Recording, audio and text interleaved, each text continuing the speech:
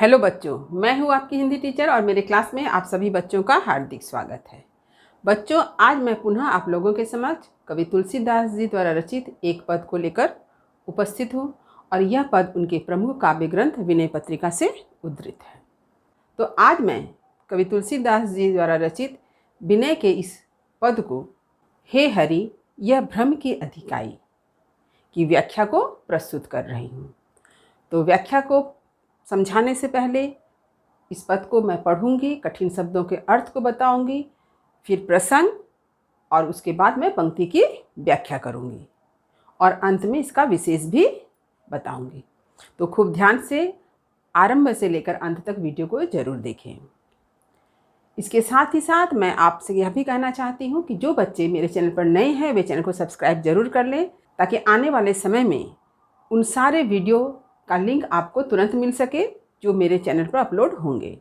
आपको किस पाठ से संबंधित वीडियो चाहिए, किस प्रश्न का उत्तर चाहिए, किस पद को आपको समझना है, किस कविता के अर्थ को समझना है, यह भी आप मुझे बता सकते हैं, ताकि मैं उनसे संबंधित वीडियो आप लोगों को बनाकर दे सकूं। तो चलिए आरंभ करती हूँ। हे हरि यह भ्रम की अधिकाई, देखत सुनत कहत समुझत संशय संदेह न जाई। जो जग मृषा ताप त्रय अनुभव, होई कहूँ के ही लेखे। कही न जाय मृग बारी सत्य, भ्रम ते दुख होई बिसेखे। सुभग सेज सोवत असपने, वारिधि बूढ़त भय लागय। कोटिहूँ नाव न पार पावसु, जब लगी आपु न जागय। अन विचार रमणीय सदा, संसार भयंकर भारी। सम संतोष दया विवेक तें, व्यवहारी सुखकारी। तुलसीदास सब विधि प्रपंच जग, यद्यपि झूठ श्रुति गावे। रघुपति भक्ति संत संगति, बिनु को भवत्रास नसावे। तो अब चलिए कठिन शब्द के अर्थ को देख लें। देखिए, कठिन शब्दों के अर्थ। हरि ईश्वर को कहा गया है। भ्रम यानी अविद्या यानी अज्ञान। अधिकाई मतलब आधिक्य, बहुलता। समुझत यानी समझना, संशय संदेह। जाई मतलब समाप्त होना, जग संसार को कहा गया है। मृषा यानी मिथ्या असत्य। देखिए, ताप त्रय, त्रय मतलब तीन, त्रि, इसलिए त्रिताप। तो त्रिताप क्या है? दैविक, दैहिक, भौतिक। ये ताप मतलब, ताप का अर्थ होता है गर्मी, जलन, यानी हमें जो संसार में कष्ट मिल रहा है उसे ही ताप कहा गया है। कहूँ मतलब कहिए। मृगवारी यानी मृगजल। विशेखे यानी विशेष रूप से।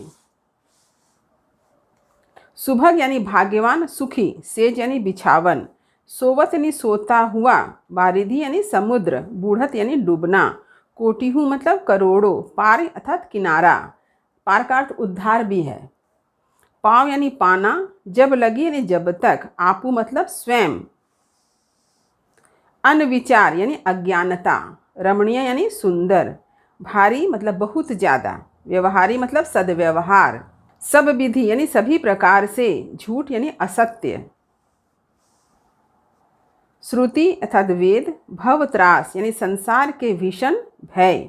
नसावे मतलब नष्ट करना, निवारण करना। तो ये है कठिन शब्द के अर्थ। इसे आप खूब अच्छी तरह से देखें और अच्छी तरह से याद भी कर लें। तो प्रस्तुत पद का प्रसंग क्या है, इसे समझ लेते हैं। इस पद का प्रसंग यह है कि कवि तुलसीदास जी ने कहा है कि हम अज्ञानता के कारण, अविद्या के कारण क्या है, माया मोह में फंसे रहते हैं। ये संसार में क्या है, भ्रम ही भ्रम है। भ्रम की इतनी बहुलता है, इतनी अधिकता है कि हमें सच दिखाई नहीं देता, क्योंकि हमारे आंखों पर एक माया का पर्दा पड़ा हुआ है, भ्रम का पर्दा पड़ा हुआ है। तो ये भ्रम का पर्दा कैसे समाप्त होगा? यह भ्रम का पर्दा जो है, रघुपति की भक्ति और अच्छे लोगों की संगति से ही दूर हो सकता है, यानी समाप्त हो सकता है। तो हमें क्या करना है? हमें रघुपति यानी श्री राम जी के चरणों में शरण लेना चाहिए और सत्संगत में रहना चाहिए, यानी अच्छे लोगों की संगति करनी चाहिए, अच्छा व्यवहार करना चाहिए। तभी जाकर हम इस संसार की जो नश्वरता को समझ पाएंगे, संसार को सही रूप में जान पाएंगे और संसार से मुक्ति प्राप्त कर सकेंगे। तो अब चलिए पंक्ति की व्याख्या करती हूँ। देखिए, हे हरि यह भ्रम की अधिकाई। तो ये हरि कौन है? हरि यानी ईश्वर। हे भगवान, हे हरि यानी ये भगवान, यह भ्रम की अधिकाई, अधिकाई यानी अधिकता, बहुलता, ये संसार में क्या है, भ्रम की बहुलता हो गई है। तो ये भ्रम की बहुलता क्यों हो गई है? अज्ञानता के कारण, अविद्या के कारण, सही सही ज्ञान न होने के कारण हमें क्या है, हम जो है माया मोह के जाल में फंस गए हैं, माया मोह के बंधन से बंध गए हैं और हमें सब कुछ किस रूप में दिखाई दे रहा है? भ्रम। भ्रम मतलब क्या हुआ कि हमें सही सही कोई भी चीज़ समझ में नहीं आ रही है, कोई भी चीज़ हमें सही सही दिखाई नहीं दे रहा है, यानी हम झूठ को सच मान बैठे हैं। यह संसार क्या है? नश्वर है। लेकिन इस नश्वर संसार को ही हम क्या मान लिए हैं? शाश्वत मान लिए हैं, सत्य मान लिए हैं। तो ऐसा क्यों हुआ है? क्योंकि हमारे भीतर क्या है? अज्ञानता है, हमारे भीतर अविद्या है और इसी अविद्या के कारण ही हम असत्य जगत को क्या मान बैठे हैं? सत्य मान बैठे हैं। देखते नहीं हैं आप लोग, संसारी लोग क्या करते हैं? छोटी छोटी बातों के लिए लड़ते हैं, झगड़ते हैं। क्यों लड़ते झगड़ते हैं? क्योंकि उन्हें लगता है कि यह वस्तु मेरी है, इसे किसी ने ले लिया है। लेकिन हकीकत क्या है? वो वस्तु किसी की भी नहीं है, वो इसी संसार में रह जाएगी और मनुष्य इस संसार को छोड़कर चले जाएंगे और वो वस्तु नष्ट भी हो जाएगी। दोनों ही बात सत्य है कि ऐसा हो सकता है कि वह वस्तु भी नष्ट हो जाए और यह भी होगा कि वह मनुष्य ही मृत्यु को प्राप्त कर ले। यानी सच तो कुछ भी नहीं है, लेकिन हम लोग क्या कर रहे हैं? संसार की छोटी छोटी वस्तुओं के लिए लड़ते हैं, झगड़ते हैं, छीना झपटी करते हैं। तो हमें सच्चा ज्ञान जब प्राप्त होगा तभी तो हम इन सारी चीज़ों से, इस भ्रम के जाल से बाहर निकल सकेंगे। यहाँ पर एक उदाहरण से समझिए कि जैसे कि रावण, जरासंध, सहस्त्रबाहु कितने प्रतापी राजा, शक्ति से संपन्न, इन लोगों ने स्वयं को अमर मान लिया। इनमें से किसी ने भी कोई अच्छा कार्य नहीं किया, बल्कि अपने प्रजाजनों पर अत्याचार ही किया। तो इसका परिणाम क्या हुआ? इसका परिणाम हम यही देखते हैं कि अहंकार में चूर इन लोगों का अंत हुआ, भले ये अपने आप को अमर मानते हों। और हम सभी आज इनमें से किसी भी महाप्रतापी राजा की स्तुति नहीं करते हैं, बल्कि ये सभी क्या है? निंदा के पात्र हैं। तो ऐसा क्यों हुआ? क्योंकि इनके आँखों पर भी तो भ्रम का पर्दा था, इन्होंने भी जगत को सत्य मान लिया था। तो तुलसीदास जी क्या कहते हैं, देखिए, देखत सुनत कहत समुझत संशय संदेह न जाई। तुलसीदास जी भी कह रहे हैं कि संसारी लोग क्या कर रहे हैं? सब कुछ देखते हैं, सुनते हैं, सब कुछ सुन भी रहे हैं। सुन रहे हैं क्या? प्रवचन भी सुनते हैं, यह भी हो सकता है। समझ भी रहे हैं, समझने पर भी क्या होता है? उनके मन से संदेह दूर नहीं होता है, यानी भ्रम में वो पड़े ही हुए हैं, भ्रम से बाहर नहीं निकल पाते हैं। यहाँ पर मुझे कबीरदास जी का एक पद याद आ रहा है, झूठे तन को क्या गरबावे, मरे तो पल भर रही न पावे। और इस पद की अंतिम पंक्ति क्या है? देखिए, कहे कबीर नर अजहू न जागे, जम का दंड मूढ़ मही लागे। कि हम संसारी मनुष्य कैसे हैं? अपने आप पर गर्व करते हैं, अहंकार करते हैं, लेकिन यही शरीर जब मृत्यु को प्राप्त करता है तो लोग अपने घर में पल भर भी रहने नहीं देते हैं, उसे ले जा करके क्या करते हैं? उसे जला देते हैं। और इतना कुछ होने पर भी मनुष्य इस सत्य को समझ नहीं पाता है। तो इसी बात को यहाँ पर तुलसीदास जी ने भी कहा है कि हम सब कुछ देखते हैं, सब कुछ समझते हैं, सब पर विचार करते हैं, लेकिन हमारे मन से संदेह संशय दूर नहीं जाता है, समाप्त नहीं हो रहा है। हमारे मन के हृदय से अज्ञानता दूर नहीं हो रही है। और इसे कैसे समझाया है? देखिए, जो जग मृषा तापत्रय अनुभव होई कहूँ के ही लेखी। कहते हैं कि इतना कुछ समझ रहे हैं फिर भी हमारे मन से अज्ञानता दूर नहीं हो रही है, अज्ञानता के कारण भ्रम दूर नहीं हो रहा है। तो तुलसीदास जी कहते हैं कि यदि हमें सब कुछ समझ में आ जाता तो जो जग यानी यह संसार हमें कैसा लगना चाहिए था? मृषा यानी मिथ्या लगना चाहिए था। यदि हमारे अंदर ज्ञान का उदय हो गया होता तो हमें यह संसार झूठा प्रतीत होना चाहिए था, हमें यह संसार झूठा लगना चाहिए था, लेकिन ऐसा तो नहीं हो रहा है। तापत्रय अनुभव, हमें तीनों प्रकार के ताप का अनुभव होना चाहिए। तीनों प्रकार के ताप क्या हैं? दैहिक, दैविक और भौतिक। ये 3 प्रकार के ताप हैं। दैविक यानी देवीय प्रकोप से जो हमें कष्ट मिलता है, दैहिक यानी शरीर संबंधी जो हमारी बीमारियां हैं उससे जो कष्ट मिलता है, और भौतिक, भौतिक यानी भौतिक आपदाएं, इनसे जो कष्ट मिलता है इसका अनुभव होना चाहिए। होई कहूँ के ही लेखे, कि तो हमें तो कहीं भी ये सब दिखाई नहीं दे रहा है। तो तुलसीदास जी का यह कहना है कि यदि हमें यह ज्ञान मिल जाए कि ये संसार झूठा है, तो हमें इन तीनों प्रकार के कष्ट का अनुभव होना चाहिए था, लेकिन ऐसा नहीं हो रहा है। इसका तात्पर्य क्या हुआ कि हमारे भीतर अभी भी अज्ञानता है, हमारे भीतर अभी भी अविद्या है। इसी कारण हम क्या है, इस संसार में बहुत प्रसन्न हो रहे हैं। संसार की हर घटनाएं हमें प्रसन्नचित्त कर देती है, आनंदित कर देती है। लेकिन यदि हमें सच्चाई का भान हो जाए, हमें सच्चाई का ज्ञान हो जाए, तो हमें कभी भी इस संसार में आनंद की प्राप्ति नहीं होगी। क्योंकि हमें तब आनंद की प्राप्ति कब होगी? जब हमें मोक्ष की प्राप्ति होगी। किंतु ऐसा नहीं हो रहा है। कहीं न जाए मृगबारी सत्य, भ्रमते दुख होई बिसेके। तो तुलसीदास जी कहते हैं कि कहाँ नहीं जा रहा, क्या नहीं कहा जा रहा? मृगबारी सत्य। इस संसार में तो हमें अज्ञानता के कारण क्या हो रहा है? मृगबारी यानी मृगजल ही सत्य प्रतीत हो रहा है, हमें वो झूठ प्रतीत नहीं होता है। भ्रमते दुख होई बिसेके, यही कारण है कि भ्रम में पड़े होने के कारण हमें क्या हुआ? दुख उठाना पड़ता है। क्योंकि अगर हम जान जाते कि ये संसार जो है असत्य है, तो हम इस भ्रम से बाहर निकल गए होते। लेकिन यहाँ पर कवि कहना चाहते हैं कि भ्रम में पड़े होने के कारण ही क्या होता? हमें दुख होता। लेकिन हम तो अज्ञानता में पड़े हुए हैं, हम तो अविद्या में पड़े हुए हैं, इसलिए हमें दुख तो हो ही नहीं रहा है। यदि हमें सत्य का ज्ञान हो जाए तभी हमें दुख होगा। लेकिन चूँकि सत्य का ज्ञान नहीं हो रहा है, इसलिए हम क्या हैं? दुख में नहीं हैं। तो इसी बात को तुलसीदास जी यह कह रहे हैं कि कहीं न जाए मृगवारी सत्य, भ्रमते दुख होई बिसेके। यदि हम भ्रम में पड़े होते तो हमें विशेष रूप से दुख होता, लेकिन हम तो इस सत्य से अनभिज्ञ हैं। हमें तो समझ में ही नहीं आ रहा है कि हम भ्रम में पड़े भी हैं कि नहीं पड़े हैं। कहते हैं कि मृगवारी यानी मृगजल क्या है? असत्य होता है, सच नहीं होता।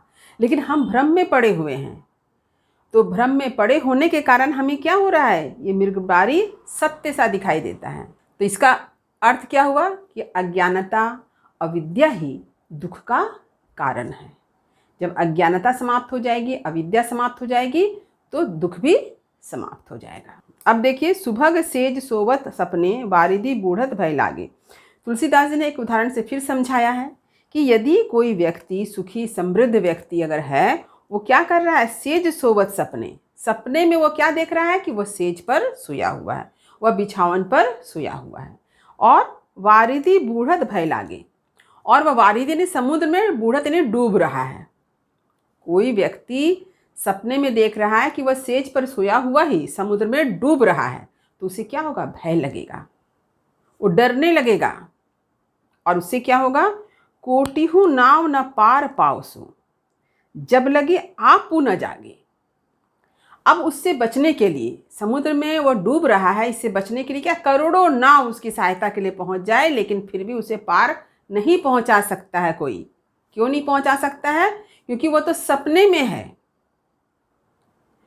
तो उसके भय को कैसे दूर किया जा सकता है? जब लगे आप वो न जागे, जब वह सपने से ना जगे, यानी वो नींद से जब जग जाएगा तो उसका भय अपने आप ही समाप्त हो जाएगा।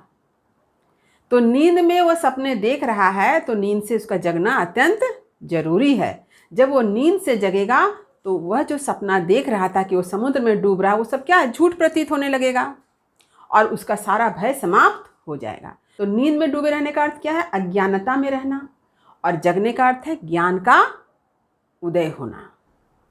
यानी कोई व्यक्ति जब तक अपने अंतरात्मा से जागृत ना हो, जब तक उसकी आत्मा जागृत ना हो, तब तक वह व्यक्ति अज्ञानता में ही फंसा रहता है।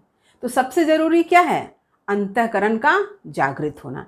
जब तक आपके अंतःकरण में यह भाव नहीं जगता है कि यस, आपको संसार से मुक्ति प्राप्त करना है, आपको ज्ञान के पथ पर आगे बढ़ना है, सत्य के रास्ते पर चलना है, तब तक आपको कोई भी उस पथ पर नहीं ले जा सकता है। उस पथ पर ले जाने के लिए आपका जगना अत्यंत आवश्यक है। इसलिए तो कहा जाता है कि सोए हुए व्यक्ति को जगाना आसान है, लेकिन जागे हुए व्यक्ति को जगाना कठिन है। तो ये जागे हुए व्यक्ति मतलब क्या हुआ? जिसका अंतःकरण सोया हुआ है। जो व्यक्ति नींद में सोया है उसे आप हिला डुला के जगा दिए, लेकिन जो व्यक्ति जागा हुआ है लेकिन उसका अंतःकरण सोया हुआ, उसकी आत्मा सोई हुई है, उसका जगाना आपके लिए बड़ा कठिन हो जाता है। तो यहाँ पर इसी बात को बतलाया गया है। अन विचार रमणीय सदा संसार भयंकर भारी। तुलसीदास जी कहते हैं कि यह संसार आपको बहुत अच्छा लग रहा है, बहुत सुंदर लग रहा है, रमणीय लग रहा है। कब? जब आप अज्ञानता में पड़े होते हैं। जब तक आप अज्ञानता में हैं तब तक आपको संसार की हर वस्तु कैसी लग रही है? बहुत अच्छी लगती है। हर वस्तु से आपको आनंद की प्राप्ति होती है, जबकि वास्तव में ऐसा नहीं। यह संसार जो है बहुत ही भयंकर है। तुलसीदास जी ऐसा कहते हैं। सम संतोष दया विवेक ते व्यवहारी सुखकारी। तो ये संसार भयंकर है और संसार में अज्ञानता में पड़े होने के कारण हमको संसार की वस्तुएं अच्छी लग रही है। तो संसार में वास्तविक सुख किसे है? तो तुलसीदास जी का कहना है कि जिन लोगों का व्यवहार कैसा है? अच्छा है, जिनके मन में संतोष है, जिनके मन में दया है, जिनके मन में विवेक है और जिनका व्यवहार सद्व्यवहार है, ऐसे लोग ही इस संसार में क्या है? सुखकारी, यानी सुख को प्राप्त करते हैं। ऐसे लोगों के लिए संसार क्या है? सुखकारी है, सुखदायी है, क्योंकि ऐसे लोग निर्लिप्त भाव से सत्कर्म करते हैं और जीवन मरण के चक्र से बाहर निकलते हैं। तुलसीदास सब विधि प्रपंच जग यद्यपि झूठ श्रुति गावे। श्रुति अर्थात वेद। वेद के बारे में हम लोग जानते हैं कि वेद को गाया जाता है, इसलिए यहाँ पर कहा गया श्रुति गावे। तो वेद में क्या बताया गया है? तुलसीदास जी क्या कहते हैं कि तुलसीदास जी कहते हैं कि ये सारा संसार जो है एक प्रपंच है। प्रपंच यानी षड्यंत्र कहिए, छल कपट से भरा हुआ कहिए, स्वार्थ से भरा हुआ कहिए। तो ये संसार ऐसा ही है, यह संसार असत्य है। इसका ज्ञान हमें कहाँ से मिल रहा है? वेद से मिल रहा है, यानी वेद में भी यह बताया गया है। रघुपति भक्ति सत्संगति बिनु को भवत्रास न सावे। तुलसीदास जी अंत में कहते हैं कि रघुपति भक्ति यानी प्रभु श्री राम की भक्ति और सत्संगति, अच्छे लोगों की संगति के बिनु यानी बिना, यानी श्री प्रभु श्री राम की भक्ति और अच्छे लोगों की संगति के बिना को भवत्रास न सावे। कोई भी भवत्रास यानी ये जो संसार में हमें क्या है, एक तरह का त्रास यानी कष्ट जो मिल रहा है, इसका निवारण, इसे दूर कोई नहीं कर सकता है। हमें संसार के कष्टों से दूर कोई नहीं कर सकता है, हमारे कष्टों का निवारण कोई नहीं कर सकता। तो कष्ट के निवारण के लिए क्या आवश्यक है? प्रभु श्री राम की भक्ति और अच्छे लोगों की संगति। क्योंकि जब आप अच्छे लोगों की संगति करेंगे, ईश्वर की भक्ति करेंगे, तो आपके हृदय से जो पंच विकार हैं, काम क्रोध मद मोह माया, इसका विनाश होगा।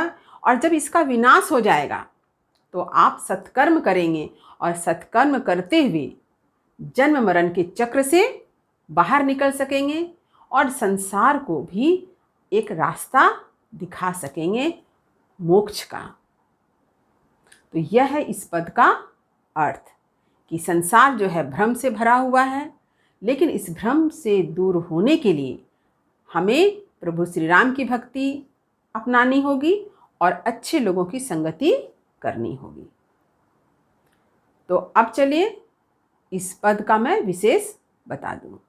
विशेष पहला, प्रस्तुत पद में कवि तुलसीदास जी ने यह स्पष्ट किया है कि रघुनाथ जी की भक्ति और संतों के सत्संग से ही भ्रम से मुक्ति प्राप्त होती है। रघुपति भक्ति सत्संगति बिनु को भवत्रास न सावे। दूसरा, मनुष्य अविद्या अज्ञानता के कारण ही भ्रम में पड़ा रहता है। संसार की हर वस्तु जो नश्वर है वह उसे सत्य प्रतीत होता है। तीसरा, कवि ने त्रिताप यानी ताप त्रय का उल्लेख किया है। त्रिताप अर्थात दैविक, दैहिक व भौतिक ताप। दैवीय प्रकोप, देह से संबंधित रोग, और भौतिक आपदा यानी दैविक का अर्थ हो गया दैवीय प्रकोप, दैहिक यानी देह से संबंधित रोग, और भौतिक यानी भौतिक आपदा। ये 3 प्रकार के ताप का यहाँ पर अर्थ मैंने लिख दिया है। 4 नंबर, प्रस्तुत पद की काव्य भाषा ब्रज भाषा है। 5 नंबर, प्रस्तुत पद में अनुप्रास अलंकार का सुंदर प्रयोग मिलता है। 6 नंबर, प्रस्तुत पद में शांत रस मिलता है जिसका स्थायी भाव निर्वेद है। 7 नंबर, यह पद गेय है, इसे भजन की तरह गाया जाता है। 8 नंबर, कहा जाता है कि विनय पत्रिका के सभी पद वेद मंत्र सदृश हैं। तो यह है इस पद का विशेष। उम्मीद करती हूँ इस पद का अर्थ आपको अच्छी तरह से समझ में आ गया होगा। फिर भी यदि कहीं कुछ समझने में दिक्कत हुई हो तो मुझे कमेंट अवश्य करें। जो बच्चे मेरे चैनल पर नए हैं वे चैनल को सब्सक्राइब जरूर कर लें ताकि हर नए वीडियो का नोटिफिकेशन उन्हें समय समय पर मिल सके। तब तक पढ़ते रहिए, जीवन में आगे बढ़ते रहिए। आपसे फिर मुलाकात होगी एक नए वीडियो में नए विषय के साथ। शुभकामनाओं के साथ, धन्यवाद।